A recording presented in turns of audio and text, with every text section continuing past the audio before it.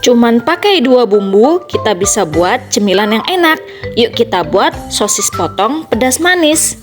Sosisnya kita potong menjadi bagian kecil ya, lalu kita tumis. Untuk bumbunya, kita gunakan kecap dan saus sambal saja. Aduk semuanya secara merata.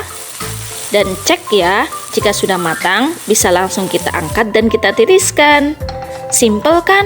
Mudah sekali. Sat-set, hanya 5 menit saja sudah jadi. Di akhir kita taburi sedikit biji wijen.